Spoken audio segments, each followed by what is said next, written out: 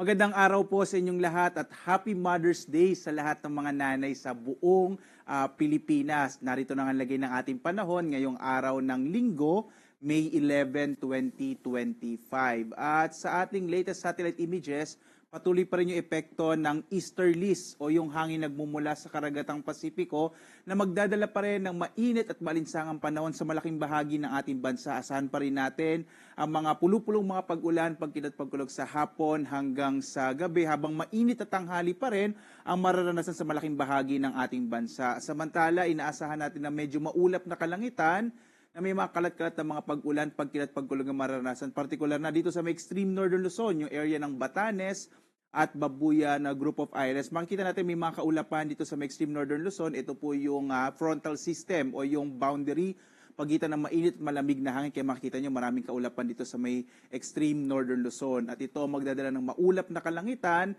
na may mga kalat-kalat na mga pag-ulan, pagkinat pagkulog sa extreme northern Luzon. Hanggang bukas, posible pong medyo maulap na kalangitan dito sa may dulong bahagi ng Luzon. Samantala, sa iba pang bahagi ng ating bansa bukas, araw naman ng eleksyon, inaasahan natin medyo mainit na panahon din yung mararanasan. Wala pa rin tayo inaasahang bagyo or kahit low pressure area sa loob at labas ng Philippine Area of Responsibility. Kaya sa mga kababayan po natin na boboto bukas at pupunta sa mga presinto, asahan ho natin mainit na panahon pa rin yung sasalubong sa atin, pero pagdating ng hapon, posible naman yung mga thunderstorms sa hapon hanggang sa gabi. Kaya mainam, may dala pa rin tayong payong at tubig naman, lalo na sa bandang tanghali dahil mainit na panahon pa rin yung mararanasan.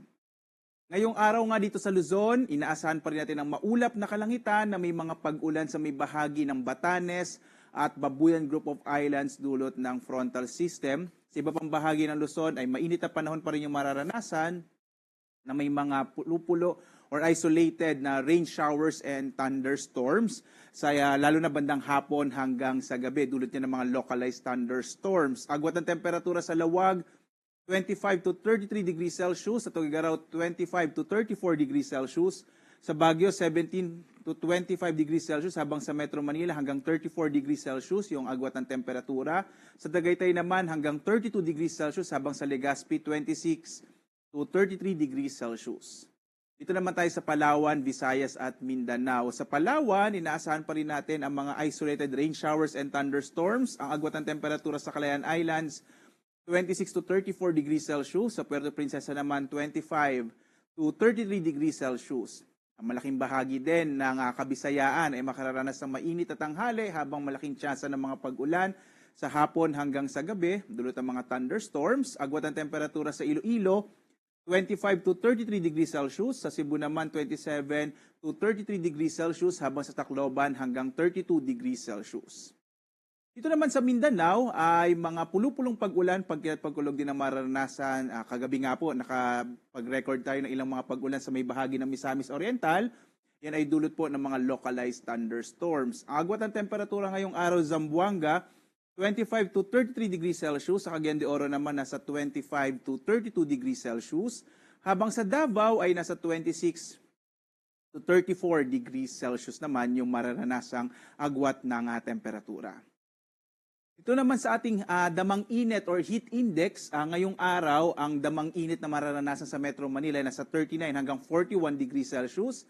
Habang yung mga lungsod ng Tuguegarao City sa Cagayan at Tayabas City sa may bahagi naman ng Quezon, maring umabot na hanggang 44 degrees Celsius yung pinakamataas na heat index sa araw na ito. Kaya po, bagamat may mga thunderstorms na nga sa hapon hanggang sa gabi, dahil papunta na tayo sa panahon ng tag-ulan, lalo na pagdating ng last few weeks po ng May, ay in-expect pa rin natin na mainit na panahon pa rin yung mararanasan ngayong araw po, May 11, 2025. Maaari po tayong bumisita sa ating website para po sa mas kumpleto at detalyadong mga updates sa ating lagay naman ng heat index o damang init. Samantala, sa lagay ng ating karagatan ay wala tayong nakataas na gale warning at ligtas pa rin pumalaot ang mga sakyang pandagat at malilit na mga bangka sa mga baybayin ng ating bansa. Bagamat dahil nga po may mga thunderstorms ay iba yung pag-iingat pa rin dahil kung minsan kapag may mga thunderstorms biglang lumalakas yung alon ng karagatan.